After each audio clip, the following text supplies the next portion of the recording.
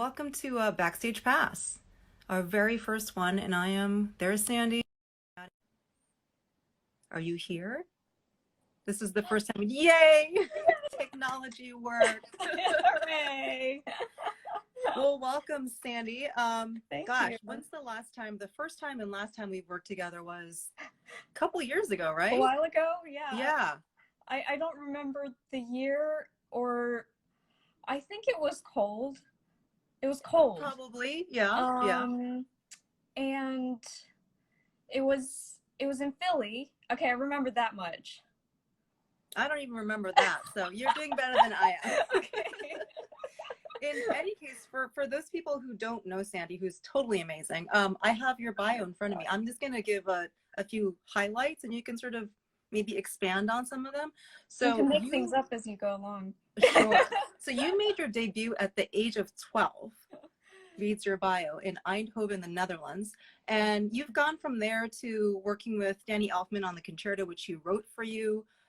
You've played in these amazing venues all over the world. You recorded Danny's concerto a couple of years ago, right?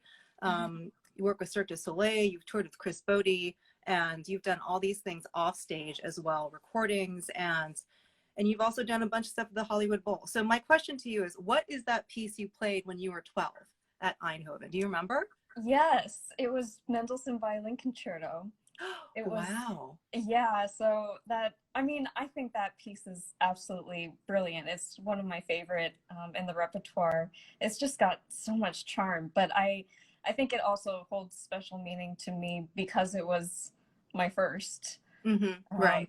And that was like the moment I remember being on stage, and that feeling that I had of like, oh my God, this is what I want to do for the rest of my life. This is awesome. And there's not a whole lot more that I remember. Actually, they also had a reception afterwards. So it was the first time that I attended like a reception in honor of a concert that I played. Right, and they had this amazing steak with like a cheese sauce. I'll never forget that. It was really so you must be a foodie if you're remembering the food. It's just kind of great. That's fabulous. So my question is, how do you go from playing Mendelssohn Violin Concerto to having Danny Elfman write you a violin concerto? There seems to be a lot that needs to happen in between, and I sort of want to hear about your journey and process going from that point to the point you are now. In a nutshell. Can I make that Carnegie Hall joke? Practice. Sure. But I think, a lot of, at least maybe 20 years ago, if you entered classical music and you practice, there was a pretty set, path that you would follow if you wanted to be a soloist, and it would be mostly classical and in these great concert halls playing the war horses. And now this has changed a lot in I would say in the last at least decade, if not more. So you have these quote unquote artists who cross over and are more creative. And to me, you have done an incredible job of inventing yourself in a way that we haven't thought of violinists. So what kind of process was that for you? Was it conscious? Yes, in a way. I mean, it was, it wasn't easy. It was actually quite difficult because, I grew up loving classical music. I can't even remember a time when I didn't, because like it's been instilled in my psyche since I was a baby. But I followed the regular classical track when I was a kid. I started attending the pre-college program at Juilliard when I was like 10 years old, and the way things were done back then was completely different. I remember going around and auditioning for conductors, playing for them. And that was how it was determined, like, if I would be allowed to, perform with the orchestra. Right. And, they don't do that anymore. That's not a thing now. Yeah. And also, like, I remember Vanessa Mae being a huge crossover hit. That was also really, really new. Like the idea of a classical violinist playing things other than traditional classical repertoire. Right. And that now has grown into a whole, field of its own. Now you have a ton of different artists, and all of them really amazing in their own way and unique. But I do like the changes that have been happening in the industry in terms of just that, like being a soloist now, a classical soloist isn't limited to just the classical repertoire, even though that happens to be most of my favorite. You know, I think a lot of people, including myself, feel the desire to try out new things and engage musically in other ways with other creative types. And especially since I moved to LA and started playing with Cirque du Soleil and meeting Danny Elfman and, you know, meeting all the other musicians that live and work here, it's been so interesting and comforting to see people, you know, like expanding their abilities and just like working in the film industry, but also playing string quartets and you know, doing stuff like that. It's really heartwarming, I think, just to see that music is moving in that direction and musicians are accepting that. And it feels like maybe the world of classical music might also be beginning to embrace that a little bit better. So I find that definitely encouraging. But because I started out in the world when it was a little more traditional, it was certainly difficult. I remember people complaining about how I played, not necessarily because of how I played, but because of how my hair looked, or I wasn't wearing the right dress, or like I had to wear high heels. And then finally, when I joined Cirque, I was like, I'm gonna ditch the high heels and wear what I want, and wear pants on stage and and have that freedom to sort of express yourself in that way as well. Absolutely. So connected to that, so do you, if you're playing in Cirque versus you're playing Bach, do you approach music making differently, or is that the same impulse? Does it come from the same place? Do you delineate those things, or are they very much the same for you? Certain things are the same. Like my approach to music is always the same. It just comes from whatever's inside me when I'm, you know, learning the piece or hearing it, the way I feel about it. That's the only thing that really matters to me in the beginning. The way I practice something and approach, you know, like a specific piece, that changes obviously, because the style of music, when I played with Cirque, you know, it was Danny Elfman's score. I mean, that's very different from playing Bach. By necessity, yes. It's the same. So very cool. So I guess sort of we're taking a little tangent, but I'm really curious, what's the difference between, because I just saw a video of you practicing Danny's concerto in slow motion, very slow on the metronome and then speeding it up. So what's the difference in process of playing something at home versus playing it on stage?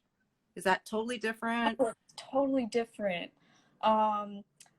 This might sound weird, and I don't know if you feel the same way, but the point when I'm on stage ready to perform, that actually feels easier than when I'm in the practice room.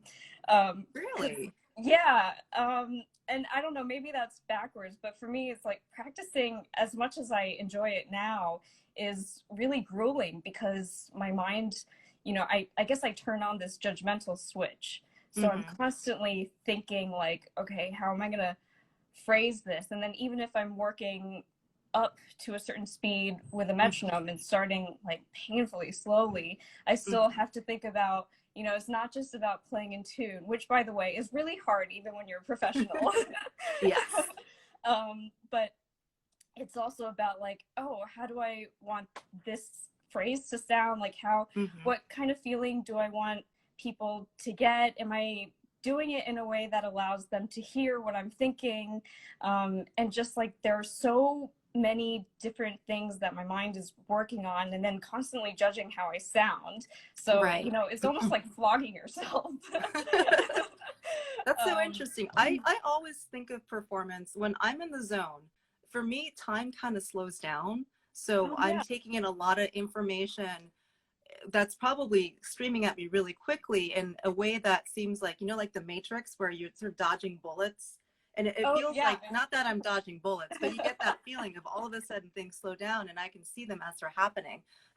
Is that sort of what you're talking about in a way, that there's so much information? I like that you mentioned that, because I feel like on stage, it's really the only time in my life when I'm really living in a specific moment, and it's like obviously it's just happening very, very quickly, but at the same time as I'm playing, everything feels so slow, and it's like you said, you're reacting to every single thing that happens, and that's actually one of the things that I enjoy so much about playing orchestras and meeting different conductors, you know, that all of that chemistry between people and creating music, and there's spontaneity even if we're all playing, you know, the same notes on the page. There's like spontaneity happening, and that's magic, and it's so cool because it's like you said, it just slows down and you see everything or hear everything happening around you and you react.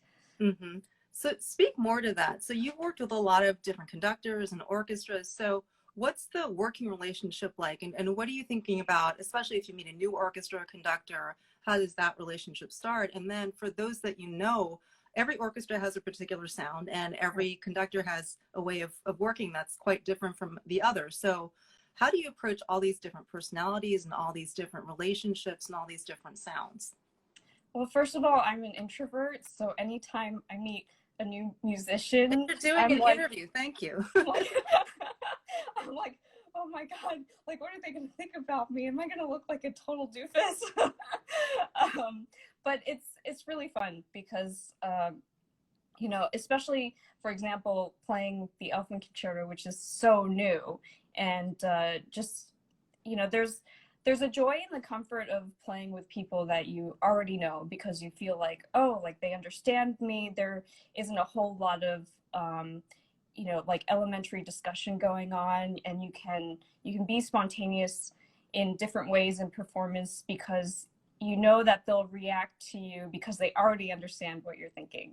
But it's also really fun to meet new personalities because you, or at least for me, like I learn from each new conductor that I meet and that I perform with, and I like to see not just the style of how they conduct, but how they engage with the orchestra, because as a soloist, you know, the way it looks on stage, I would imagine for other people is that, you know, okay, like you're up there and I'm up there, and then there's the rest of the orchestra, and, you know, we might be having all this fun, but it sort of looks like we're just like two separate entities doing our thing. But in reality, like we're talking to each other without, you know, without actually saying words. And it's like talking to like different friends. You have certain friends that you cover certain aspects of your life with, and then other friends that you gossip with, and it's sort of like that for me, you know, like discovering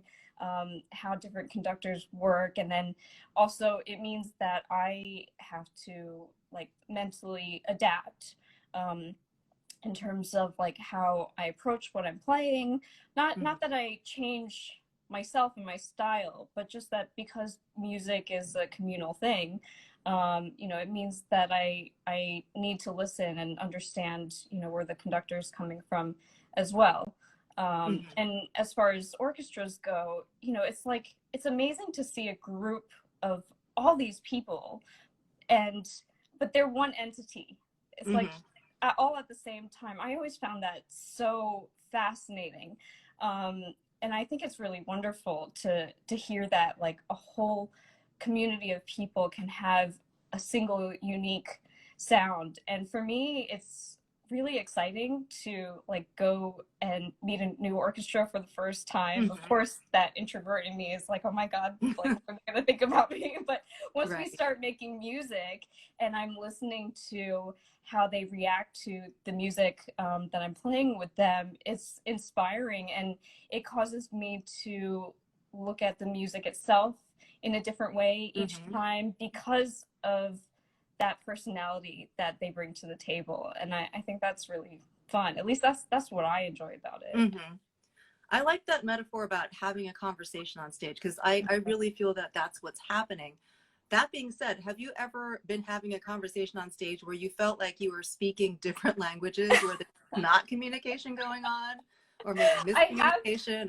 I have had that. It was I was still in school at the time, and I just remember thinking like it was a very weird circumstance, and I'm not going to name the piece or the conductor or the orchestra because I want to keep everything, you know, neutral. But I remember like I was feeling like the orchestra and I were kind of one, but then the conductor and I were not exactly on the same page. And I was like, I wonder how this is going to go down, you know, because it's hard. It's like, you know, but it's not quite the same as like meeting someone from a new country who doesn't speak the language and you know, trying to communicate with them. It's more like not speaking the same language, but the other person is also like just looking at you thinking like, what is wrong with you? And you're like, I don't know, I'm sorry. You know? But I can, you know, luckily I could say that I haven't had that experience for a very long time. So well, that's good. It's encouraging to hear that, you know, you're musically agreeing on stage. Well, to connected to that, so what's the weirdest thing that's happened to you performing? Or maybe the most memorable? It can be in either direction, but you know, extraordinary things happen live. And as you were talking about, it really is something that you're creating in the moment and you're in the flow, but things happen that you don't expect. And what kind of things have happened to you that were utterly unexpected? The weirdest thing, actually, I think this is the weirdest thing. It happened quite recently. So back in November, early December, Danny and I were on tour for his violin concerto, and also with The Nightmare Before Christmas.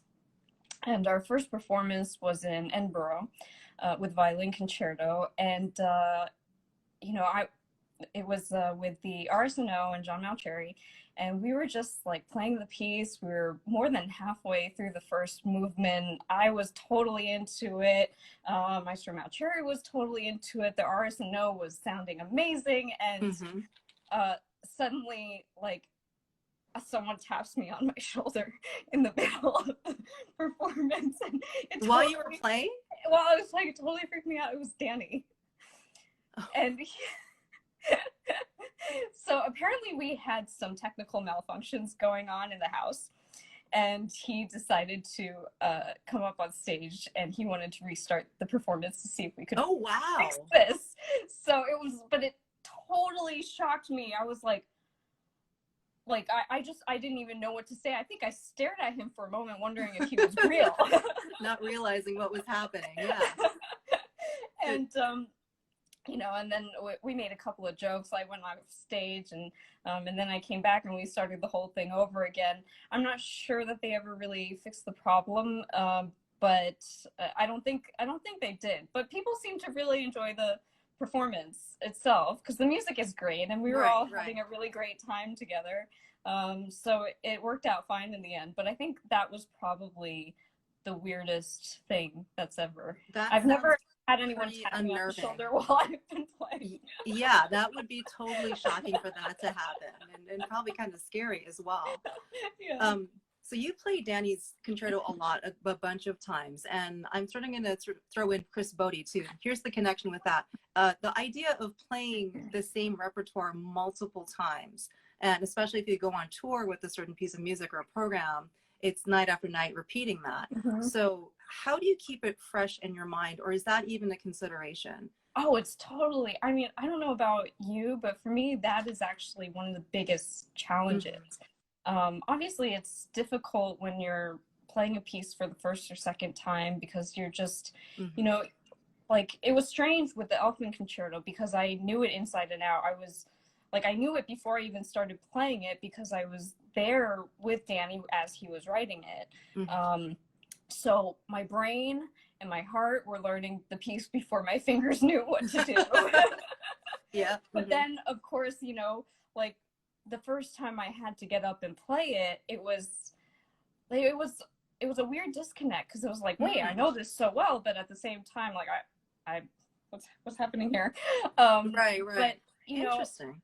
at a certain point, you realize, okay, your body is physically feeling comfortable with the music, and your heart and your mind, everything is connected and in this zone where you're like, okay, I've got this, and it feels like we're all one. And then the danger, of course, is when you start doing something so many times that it runs the risk of being, you know, like automated, you know? Yeah. Like your muscle memory begins to kick in. And that's when I find myself like really trying to make sure that I'm not over practicing something, because that's actually a thing. You know, I spend hours and hours practicing, but then if I do it too much, then, you know, I might trip over myself, and that's not good. But then also, I don't want the audience to feel like, oh, she's done this like 100 times before, and she's just like, you know, like a robot, and because that would be terrible. That's not what music is about. No. So I one of the biggest challenges I find actually is when I play at the Blue Note in New York with Chris Bodie. You know, because then we're doing 2 shows every single night. Right. The run is for a whole month, and I've done up to 3 weeks of that. And so that's, you know, there are no breaks. That's really grueling. So I try to find ways to engage emotionally a little different every night. So I try to see if I can read the audience and change how I perceive what I'm playing, and how I produce a message to them, even if like my small nuances might stay the same from night to night, but I'm still trying to feel it a little bit differently. I think for me, that seems to be the best way to try to combat that. I mean, what do you do? I like the idea that you're saying about you're reacting to your environment, right? And sort of getting the audience feedback. And for me, it's the same thing. It's because, well, you're facing forward, so you can see your audience. I'm facing the orchestra, so I've got my back to everyone. Yeah. But you sort of like, I develop a spidey sense. You just sort of feel the energy of the audience. You can see if they're coming along on the ride with you, or if they're restless, or you know, they want to relax, or they want to be excited. You get these senses after you've been performing long enough. And I really do respond to that. And I think musicians do as well. So it's like taking this big organic thing and moving it in one direction one night and sometimes another, which is great. But it also depends on what your energy is and what your mental space is and what kind of day you had. And I jokingly say that musicians are like porn stars, right? Like regardless, it doesn't matter how we feel, we got to get it up, right? And we have to perform. So, you know, how do you know, if you are having, say you're exhausted, jet lag, you don't want to play this another time, what do you need to do for yourself to get into that space to really be able to perform live? It's interesting because there have been times where it's just like you said, like I've been mentally exhausted, physically exhausted, and you know, I have to get on stage and I'm literally in the dressing room about to walk on thinking like, am I really ready for this? But for me, I think once I'm on stage and the music starts, then it just sort of clicks in. I don't know, something about that, you know, like being bathed in sound and knowing that I'm about to play something that I'm either really passionate about or that I enjoy, or I'm with musicians that I really love playing with, then it's sort of like my brain goes somewhere else and I forget about my worries, and then I come back, you know, I walk off stage and suddenly I'm me again, or you know, the offstage version of me, and I'm like, oh, I'm so exhausted, like what just happened? Right. So would you say that there's an onstage Sandy and an offstage Sandy? I mean, Oh, obviously totally. the same person, but I think I'm more comfortable with the onstage Sandy because I'm less conscious of, you know, like myself, and I feel more comfortable in the music, and that's just it's just like all of my worries go away, or if I have, I mean, not to say that I don't worry about things, but you know, even if I have pain or something difficult that I'm dealing with, like somehow putting it into the music and being that body instead of the me that's like calculating stuff in my brain, that is just so much easier, I find. Right. Yeah, that makes sense. So being a performer and a musician and being in that space and having those desires to communicate and really be connected to that. So how has quarantine changed? Has it changed the way you think of yourself as a musician? Is it the same? Do you sort of envision a different role of musicians and performers in, you know, not just right now, but what might be the future? Yes. To Yes. everything. Okay. Thank you. Yeah, I mean, you know, I actually went to, so in mid-March, I was supposed to play some concerts in Dallas with Chris, and we all went to Dallas because nobody told us it was canceled. You know, as far as we knew, everything was moving forward. So we're like, okay, like sports events are being canceled, everything is shutting down around us, but we're at the airport thinking, okay, we're getting on this plane and we're playing some concerts. And of course, we get to Dallas, it's like after 10 o'clock at night, and as soon as you know, as soon as we get our bags from the baggage claim, it's like, nope, concerts are canceled, you're going home in the morning. And then I got home the next day, and that's when, you know, LA decided to you know, install the safer at home order. And at first it was really hard and like depressing, because I was like, oh my God, I mean, this stuff is real. I mean, I knew it was real, but it didn't quite, things don't always sink in until they happen to you, you know? Right. And so suddenly I realized, like, okay, all concerts are being canceled. I knew I still had other performances coming up, but there was no way that they weren't going to cancel. So right. I was like, what am I doing? I mean, film studios were shutting down, so it's not like I could do what I normally do when I'm home, which is, you know, take film scoring sessions and go play on those. Right. So everything shifted like within the blink of an eye. And I was actually never the type to, you know, have an online presence before. So for me, you know, just not being able to share music with others, whether it was an audience or my friends that I play with, or like conductors and orchestras, it was like it all just sort of disappeared from, you know, my field of vision. And I was like, what am I gonna do, you know? And I think it's made me go a little bit crazy. So now I'm on social media, and I'm still wondering if it's really me who signed up for this. I am talking to you, so it must be. Yeah. Like, wait, you did what? But I'm actually finding it to be, you know, encouraging in the sense that I'm keeping myself on my feet. So I'm trying to be creative and use the time to like be who I am, which is a musician. And I think being at home and trying to create some content for fun is also bringing out my inner geek and goofball.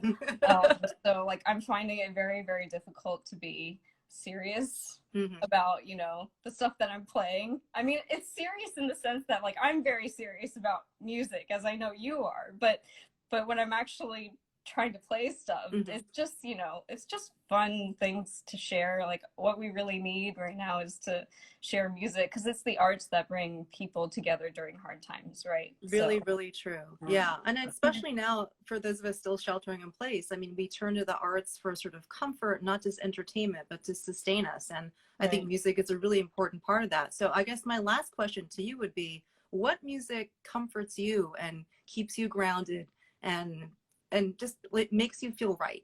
What puts the world right for you? Oh, there are so many, Sarah. But if anyone decides to check out my my posts, I've lately been really obsessed with Schubert. It's not a new obsession. I've been obsessed with him for a while, but it all seems to be coming out right now. It's like mostly Schubert. I've written a 2 violin arrangement of or actually theme and variations, Schubert theme. I wrote some variations. I might get around to posting that soon, hopefully. Very cool. And yeah, I've done several of those. So Schubert seems to be my biggest joy at the moment. That's a good choice. I would go with Schubert too. Although I'm more of a Bach person, but it really depends. But I do love my Schubert. I mean, he's a master, but you know, it's hard, like from day to day or week to week, these things shift too. They change, absolutely. So. Well, Sandy, thanks so much. This has been so much fun. Oh, and it's really it nice really to great see talking you. To you. It's so nice to see you virtually, you know. Again.